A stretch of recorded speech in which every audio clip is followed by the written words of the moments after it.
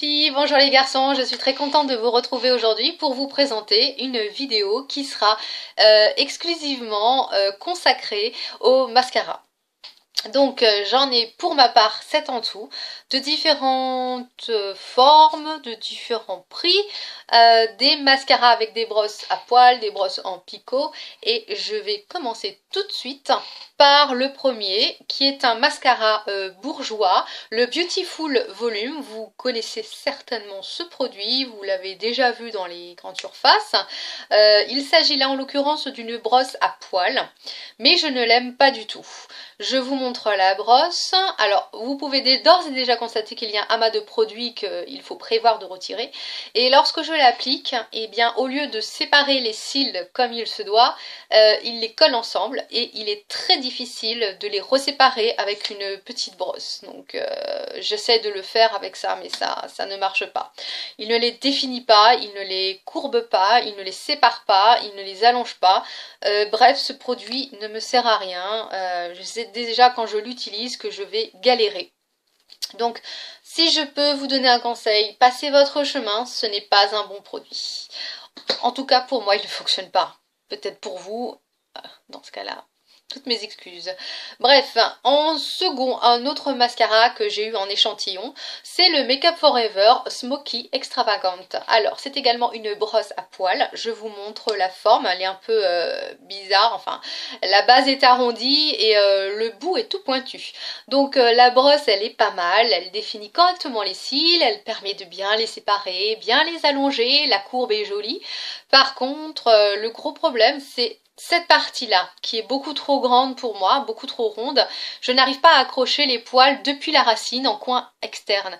Et donc, du coup, tout le produit, je n'arrive pas à mettre tout le produit sur la totalité du cil et du coup, j'arrive pas bien à les courber sur le coin et l'effet que j'aime de les déployer sur l'extérieur, ça ne marche pas bien avec cette brosse. Donc, pour cette raison essentielle, je ne l'achèterai pas quand je finis l'échantillon, bien que je l'utilise quand même.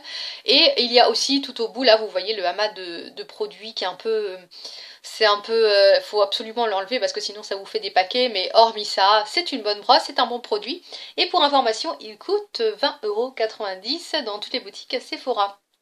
Voilà, un autre produit que je vous présente, c'est un produit de la marque P2 que vous pouvez trouver dans les boutiques DM en Allemagne. Alors j'ai la chance effectivement de vivre à la frontière allemande, ce qui me permet d'aller régulièrement chez DM et pour celles qui connaissent, elles me rejoindront quand je dis qu'il y a énormément de cosmétiques à des prix très bas. C'est vraiment génial comme magasin. Quand j'y retourne à chaque fois, je passe au moins 2 heures pour essayer tous les produits et il est quasiment impossible de sortir de ce magasin sans avoir au minimum acheté un mascara ou un rouge à lèvres, voilà, parce que les prix sont tellement peu chers que c'est forcément tentant. Par contre, effectivement, tout n'est pas bien. Enfin, après, c'est à vous de voir, bien sûr. Moi, en l'occurrence, là, j'ai acheté un mascara P2. Bon, c'est pas un excellent produit, on va pas vous le cacher. La brosse est une brosse en poils. Les poils sont assez souples. Il permet de bien les attraper depuis la racine. Il les contient, enfin il les, comment dire, les cils sont bien définis avec ce produit, mais ils sont pas super bien séparés. Il faut vraiment travailler longtemps. Et bon, le gros point noir de ce mascara, c'est qu'il met très longtemps à sécher. Je sais qu'au bout d'une heure, il y a encore des traces qui restent sur les mains, et ça, je pense que c'est pas bon du tout. Sinon, je l'utilise surtout chez moi en fait. Je sors rarement avec ce mascara parce que chez moi au moins je sais qu'il n'y a pas de souci. Voilà, pour les petites occasions, voilà, pas cher, pas génial ici, mais bon, autant l'utiliser. Hein, c'est-à-dire, il n'est pas non plus ultra mauvais. Ensuite, un autre mascara que vous connaissez toutes. Ça, c'est évident. Il s'agit du Zero Real de la marque Benefit. Effectivement, lorsque vous entrez chez Sephora et que vous interrogez une vendeuse, je cherche un mascara, comme conseillez-vous, elles toutes vous conseillez le même, c'est le Benefit. C'est leur vente number one. Vous ne pouvez pas passer à côté de ça. Alors, ce qui est bien tout de même, c'est que Benefit a sorti des modèles réduits que l'on peut acheter pour 10 euros. Je trouve ça très bien parce que ça permet de donner un bon aperçu du mascara avant d'acheter le format taille normale, qui coûte lui par contre quand même 25 euros, donc c'est pas rien.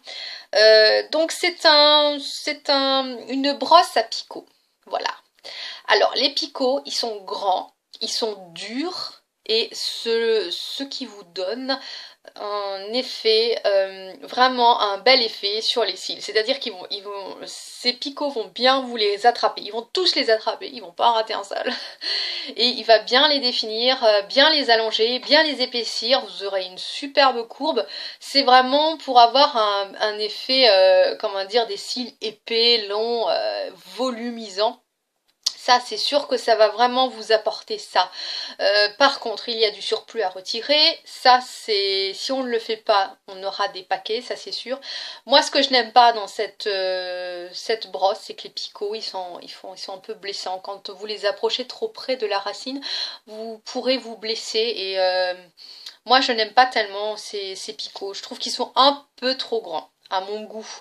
Mais sinon, c'est pas un mauvais produit. Je ne le rachèterai pas, mais je comprends l'engouement qu'il crée en tout cas, et je comprends pourquoi il est tellement connu. Bref, donc 25 euros, je vous l'ai dit, dans la taille normale. Ensuite, je vais vous parler du L'Oréal Fossile Papillon. Voilà. C'est un excellent mascara, j'en suis très contente. Alors, c'est également une brosse à picots, mais contrairement aux Benefit, les picots sont beaucoup plus petits, ils sont surtout beaucoup plus doux et souples, donc ils ne vous blessent pas du tout. Il y a toujours du produit, et là par contre il faut absolument retirer le surplus de produit, ça malheureusement c'est un peu le problème de ce mascara, c'est qu'il y a beaucoup trop de produits qui sort lorsque vous le sortez de son contenant.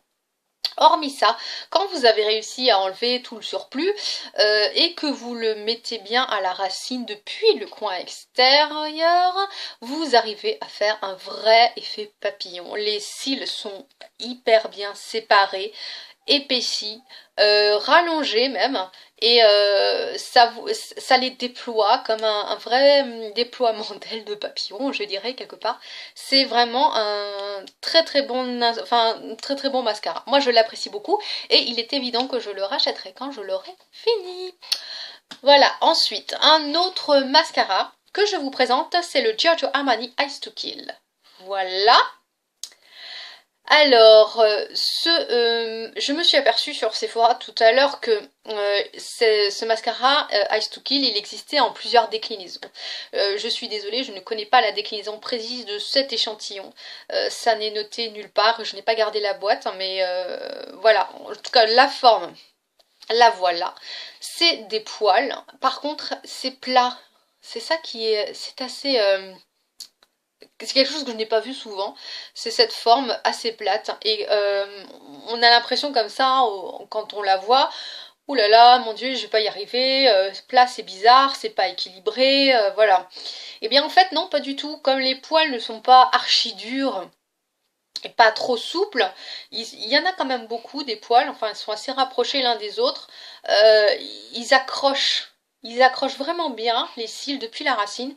Et non, non, il est très facile d'utilisation. Pour les débutantes, ce serait vraiment un idéal pour les débutants. Le problème, c'est le prix, bien sûr, parce qu'il vaut quand même 30 euros, je crois, en format normal. Mais hormis ça, je l'aime beaucoup. Je l'utilise pas tous les jours, je préfère le réserver pour les occasions. Euh, mais c'est un très bon mascara, je le rachèterai quand il sera vide. Et puis, j'ai rien à dire, hormis tout ce que je vous ai déjà dit, défini, courbe, la définition, l'allonge, les cils. Mais c'est surtout que c'est très facile. Vous vous plantez pas avec un mascara, vous pouvez pas vous tromper, vous pouvez pas rater. C'est pas possible, hein. Il est vraiment très bien. Et mon dernier pour la fin, c'est le Dior Show Iconic Overcurl. Voilà.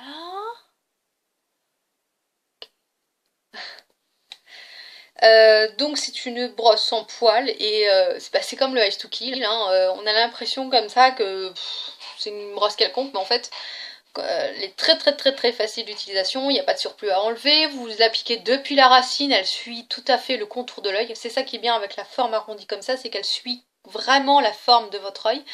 Et vous pouvez vraiment avoir un résultat sans être une pro du mascara. C'est vraiment très facile, j'en suis très contente, je le rachèterai, c'est déjà mon deuxième. Et je le rachèterai encore et encore. Voilà, il est très bien. Que dire de plus? Donc voilà, j'ai fait le tour de tous mes mascaras. J'espère en tout cas que ça vous a plu, que vous avez appris des choses, peut-être pas. En tout cas, si vous avez des choses à me dire, n'hésitez pas à me le dire.